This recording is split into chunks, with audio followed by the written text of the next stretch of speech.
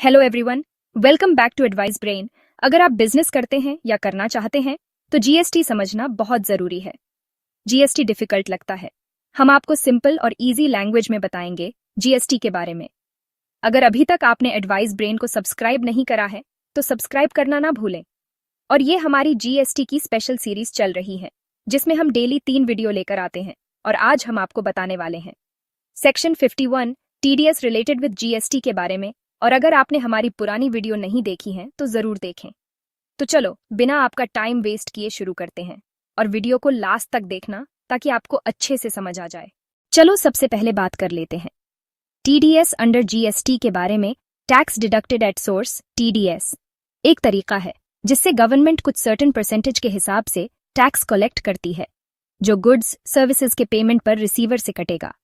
ये collected tax government के लिए रेवेन्यू होता है।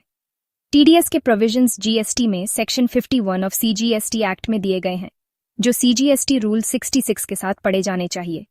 चलो अब बात करते हैं कि जीएसटी लॉ के अंडर टीडीएस कौन डिडक्ट करने के लायबल होते हैं। जीएसटी लॉ के हिसाब से कुछ गवर्नमेंट रिलेटेड एंटिटीज को टीडीएस डिडक्ट करना जरूरी होता है। यह एंटिटीज इंक्लूड करती हैं सेंट्रल या स्टेट गवर्नमेंट के departments, offices, local authorities, government agencies और वह लोग जो गवर्नमेंट द्वारा नोटिफाई किए गए हैं। द 13th of September 2018 के नोटिफिकेशन के हिसाब से टीडीएस उन बॉडीज या बोर्ड्स को भी डिडक्ट करना होता है जो गवर्नमेंट या लेजिस्लेचर द्वारा सेटअप किए गए हैं और जिनका कम से कम 51% ओनरशिप गवर्नमेंट के पास है। इसके अलावा सोसाइटीज रजिस्ट्रेशन एक्ट 1860 के तहत रजिस्टर्ड सोसाइटीज जो गवर्नमेंट या लोकल अथॉरिटीज द्वारा बनाए गए हैं और पब्लिक सेक्टर अंडरटेकिंग्स पीएसयूज को भी टीडीएस डिडक्ट करना पड़ता है। चलो अब बात करते हैं जीएसटी के अंडर टीडीएस डिडक्ट करने की लायबिलिटी और टीडीएस रेट के बारे में। जीएसटी के अंडर टीडीएस 2% के रेट पर डिडक्ट किया जाता है उन पेमेंट्स पर जो किसी टैक्सेबल गुड्स या सर्विसेज के सप्लायर को किए जा रहे हैं जहां इंडिविजुअल कॉन्ट्रैक्ट के हिसाब से सप्लाई की टोटल वैल्यू 2,50,000 से ज्यादा हो। लेकिन अगर सप्लायर का लोकेशन और प्लेस ऑफ सप्लाई रिसिपिएंट के रजिस्ट्रेशन स्टेट से अलग है तो उस केस में टीडीएस डिडक्ट करना जरूरी नहीं होता। चलो अब बात करते हैं टीडीएस डिडक्टर्स के रजिस्ट्रेशन रिक्वायरमेंट्स और टीडीएस कब और किसको पे करना होता है। जो पर्सन टीडीएस डिडक्ट करने के लायबल है उसको कंपल्सरीली रजिस्ट्रेशन करवाना पड़ता है और इसमें कोई थ्रेशोल्ड लिमिट नहीं होती।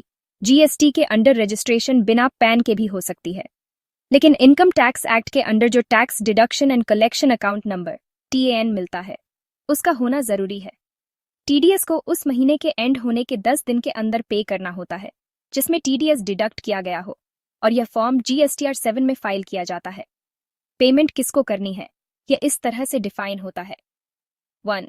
IGST और CGST के केस में सेंट्रल गवर्नमेंट को। 2. SGST के केस में स्टेट गवर्नमेंट को।